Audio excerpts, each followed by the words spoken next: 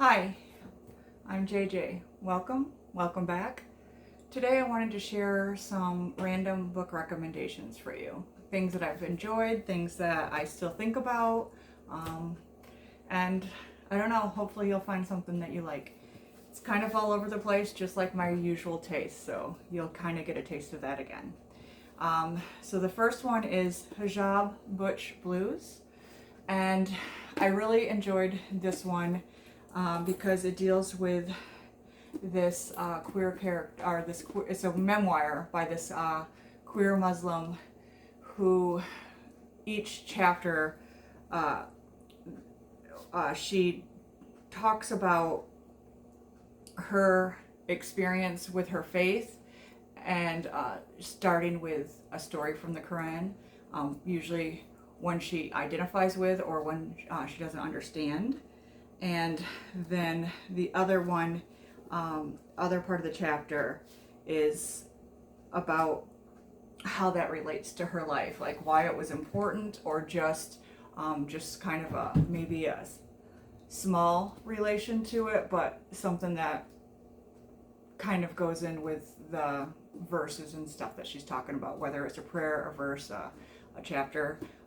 But really enjoyed it, just the exploration of faith and her sexuality and just finding herself and getting stronger in her identity in both cases. And what was also interesting is I was reading the Quran as I was reading this, so it helped me understand what I was reading a little bit better just by her interpretation and her knowledge of it. Especially interesting were the parts that I grew up Christian, so the parts that were different for me, but similar enough that I recognized the story. It was interesting to see how that was reflected and see some of the similarities rather than all the differences that we always hear about. So I really enjoyed this book, and I've learned a lot from it, and it still just resonates with me. I found it profoundly moving. Another one that I think about often, the Untold Lives of the Women Killed by Jack the Ripper. And so this is nonfiction as well. And I found this fascinating because it does not talk about Jack the Ripper hardly at all. It talks about the women and how much we know about the women and their lives and stuff. And it's very insightful for what it was like during the Victorian age. I actually found this book helpful when I'm reading the classics, so I understand the women's motivations and why they made certain choices and some of the romances that you're like, why would you do that?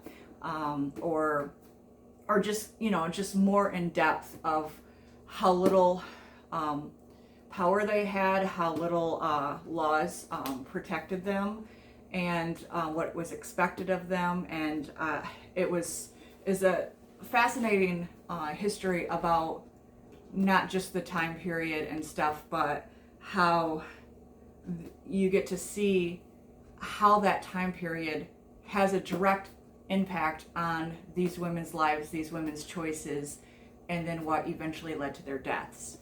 And it almost made me want to write my own like alternate Jack the Ripper story or a fan fiction or something, because they always say, he killed prostitutes, he killed prostitutes. It's proof that not everyone was a prostitute that he killed. One of the things that he focused on more, or that they actually all have in common, is the fact that they were all alcoholic women.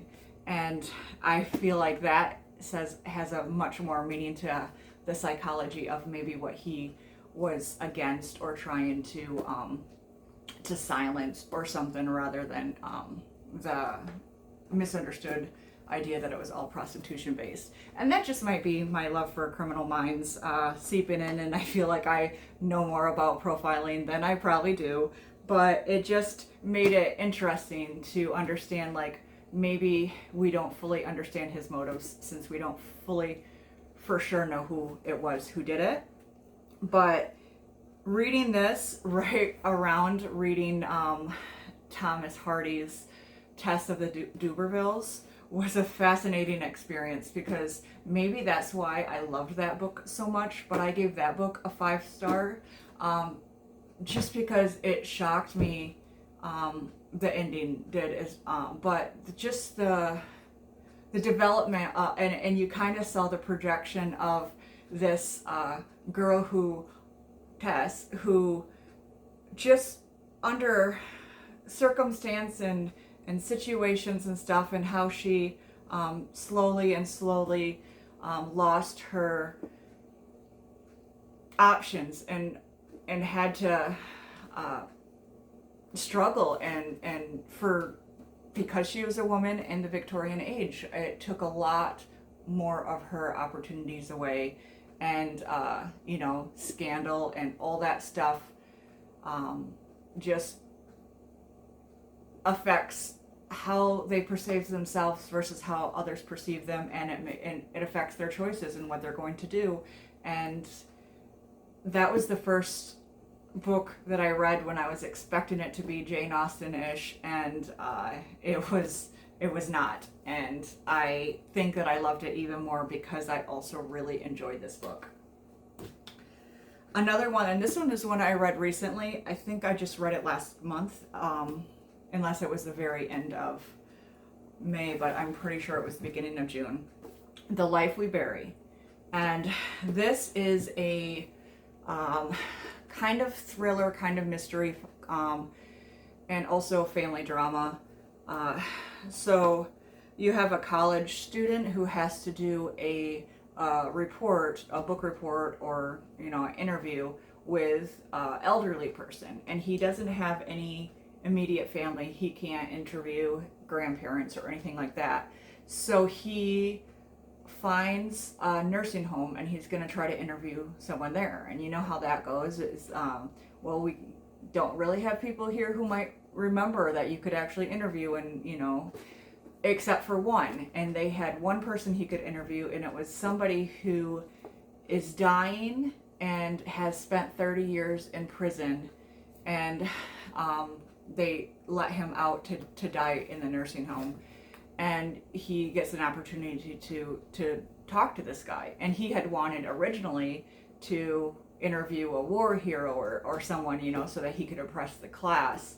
And now he's interviewing a murderer. And just his thoughts along the way of going in there, perceiving him one way, and then getting a fuller backstory, and he starts to think that maybe the guy didn't do it, and the guy's dying, and he's hoping that maybe he can possibly prove his innocence, if he is innocent, before he dies. And it starts this whirlwind of just him trying to come to terms with how he thought he would view this guy versus having an open mind and just listening and learning. And he starts investigating with a girl who's his neighbor that he's had a crush on. And it also deals with his relationship with his mother, who's a manipulative alcoholic, and his relationship with his younger brother, who has autism. And so all that is dealt with, and I enjoy those interactions, as we also get like flashbacks and understanding of what really went down that 30 years ago with that murder. So that is The Life We Bury, and it is by Alan Eskens. The next recommendation is a duology, and this one is a YA sci-fi. The duology is Crier's War by Nina Varela, and then the second book in that is Ironheart.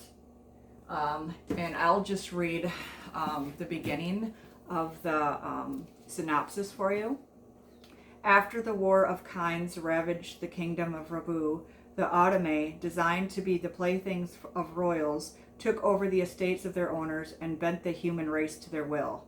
Now Isla, a servant a human servant rising in the ranks at the house of the sovereign, dreams of avenging the death of her family by killing the sovereign's daughter, Lady Crier. Crier, who was made to be beautiful, to be flawless, and to take over the work of her father. It's more than that, but I just don't want to go into too much detail. What's just interesting is their portrayal on what makes somebody human versus what makes somebody a machine. And Isla, who has been traumatized and grieving, has shut off her emotions and her feelings to the world and operates at the beginning more machine-like. And Crier is desperately trying to understand her emotions and feels like because she has emotions, she's broken because they're supposed to be perfect and they're supposed to be like flawless, and that definition means emotionless. And the fact that she starts to feel and have emotions tends to make her seem more human than some of the humans around her, which I found was fascinating because what makes you human. And it is a romance. It's a queer romance, so there's the sapphic relationship as the two girls get to know each other and get to know more about themselves by knowing each other. And it's a fantasy sci-fi world, and I love these books. The other one I can't find my copies of, but it is another duology. The first book is called Dread Nation, and the second is A Deathless Divide, and they're by Justina, Ireland. I will put that link or that information down below just because I didn't have the books with me. But that one is a horror sci-fi fantasy type thing. So it's an alternate American history, and so it starts out, the Civil War happened, and all the dead on the battlefield rise. So it's a zombie book, and since the enslaved blacks were newly free, they are now, instead of allowing them to have their freedom, they are now the ones who are supposed to be these zombie hunters. So there's been this school that teaches these newly freed enslaved women how to kill the zombies.